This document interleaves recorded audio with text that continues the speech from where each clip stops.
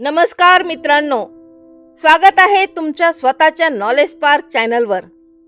आज आपण एका अशा विषयावर बोलणार आहोत जिथे 90% लोक आयुष्यात एकदा तरी गोंधळताना दिसतात. तो विषय आहे की हे प्रेम आहे की खरंच क्रश. मित्रांनो, कोणी एक व्यक्ती आपल्याला आवडते, हृदय वेगाने धडधडायला लागतं, मोबाईल हातात घेऊन आपण वाट पाहतो आणि लगेच मन म्हणतं मला प्रेम झालंय. पण थांबा, प्रत्येक अट्रॅक्शन म्हणजे प्रेम नसतं आणि प्रत्येक प्रेम लगेच समजतही नाही. आजचा व्हिडिओ तुम्हाला स्वतःला समजून घेण्यासाठी, चुकीचे डिसिजन टाळण्यासाठी आणि खरंच प्रेमाची ओळख पटवण्यात मदत करेल. तर हा व्हिडिओ संपूर्ण नक्की पहा, कारण शेवटपर्यंत तुम्हाला स्वतःचं उत्तर मिळेल. माझं क्रश आहे की लव? चला तर मग समजून घेऊया, क्रश म्हणजे नेमकं काय. क्रश म्हणजे क्षणिक आकर्षण, जे अचानक येतं आणि तितक्याच वेगाने कधी कधी निघूनही जातं. क्रश सहसा दिसण्यावर, बोलण्यावर, कॉन्फिडन्सवर तयार होतो. आपण त्या व्यक्तीला पूर्ण ओळखत नसतो, पण आपल्या मनात तिची एक परफेक्ट इमेज तयार करतो. क्रशमध्ये वास्तव कमी आणि कल्पना जास्त असतात. आपण त्या व्यक्तीचा विचार करतो, पण तो विचार जास्त करून आपल्या अपेक्षांवर आधारित असतो. समजा एका कॉलेजमध्ये एक मुलगी आहे, स्टायलिश, कॉन्फिडंट आणि सगळ्यांशी छान बोलते. तिला पाहिलं की तुमचं मन खुश होतं, आनंदी होतं. तुम्ही तिच्याशी फार बोललेलीही नसतात, पण तरीही वाटतं तीच माझ्यासाठी परफेक्ट आहे. ही मिळाली तर लाईफ सेट. परंतु हे क्रश आहे, प्रेम नव्हे. दुसरं उदाहरण, इंस्टाग्रामवर एखाद्याची प्रोफाईल दिसते. लुक्स, रील्स, लाईफस्टाईल एकदम भारी. आपण रोज त्यांची पोस्टची वाट पाहतो. मनात विचार येतो की असा पार्टनर मिळाला तर आयुष्य सेट. पण प्रत्यक्षात त्या व्यक्तीचा स्वभाव, त्याचा विचार करण्याची पद्धत तुम्हाला काहीही माहीत नसतं. हेही क्रश आहे, प्रेम नव्हे बरं. तर आता प्रेम म्हणजे नेमकं काय असतं ते आपण समजून घेऊया. प्रेम म्हणजे आकर्षणापेक्षाही खूप पुढचं काहीतरी. प्रेम म्हणजे त्या व्यक्तीला जशी आहे तशी स्वीकारणं, त्याचा किंवा तिच्या चांगल्या किंवा वाईट दोन्ही बाजूंना ॲक्सेप्ट करणं. प्रेम शांत असतं, ते शो ऑफ करत नाही, ते टिकण्यासाठी वेळ लागतं. प्रेममध्ये तुम्हाला व्यक्तीचा आनंद महत्त्वाचा वाटतो, जरी तो आनंद तुमच्याशिवाय असला तरीही. समजा तुमचा मित्र खूप तणावात आहे, तो चिडचिड करतोय, तरी सुद्धा तुम्ही त्याला सोडून जात नाही. ते प्रेम असतं बरं का.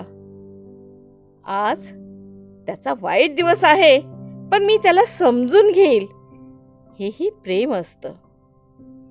तुमच्या पार्टनरमध्ये काही सवयी अशा असतात की ज्या तुम्हाला आवडत नाही, तरीही तुम्ही त्याला बदलण्याऐवजी त्याच्याशी बोलून ॲडजस्ट करून पुढे जातात. कारण तुम्हाला व्यक्ती महत्त्वाची वाटते, परफेक्शन नाही. हे प्रेम असतं. क्रश म्हणजे रोलर कोस्टर सारखं. कधी खूप आनंद तर कधी अचानक सॅडनेस. एक मेसेज आला तर दिवस एकदम छान, टकाटक. रिप्लाय नाही आला तर एकदम मूड ऑफ, सॅड. पण प्रेम हे स्थिर असतं. ते तुमचं मेंटल पीस घेत नाही, ते तुमचं आयुष्य बॅलन्स करतं. क्रश असताना एखादा रिप्लाय, एखादा मेसेज सीन केला पण रिप्लाय केला नाही, यावर तुमचा पूर्ण दिवस खराब होतो. हा इमोशनल डिपेंडन्सी आहे, हे प्रेम नाही. पण प्रेमामध्ये रिप्लाय उशिरा आला तरी तुम्ही पॅनिक होत नाही, कारण तुमचा विश्वास असतो की तुम्हाला माहिती आहे की तिला किंवा त्याला जेव्हा वेळ मिळेल तेव्हा ते माझ्याशी नक्की बोलेल किंवा नक्की रिप्लाय देईल, हा विश्वास असतो. क्रशमध्ये आपण जास्त करून विचार करतो, मला काय मिळेल, तो किंवा ती मला आवडायला हवी किंवा हवा. पण प्रेमामध्ये विचार असतो की तो किंवा ती ठीक आहे का, त्याच्या किंवा तिच्या आयुष्यासाठी काय योग्य आहे. उदाहरणार्थ, क्रश असताना त्या व्यक्तीला तुमच्या सोबत वेळ घालवायला हवा असतो. तो बिझी असला तर तुम्हाला राग येतो, कारण तुमचे एक्सपेक्टेशन जास्त असतात. म्हणून तुम्हाला असं वाटतं की सगळं काही सोडून त्याने मला वेळ द्यावा.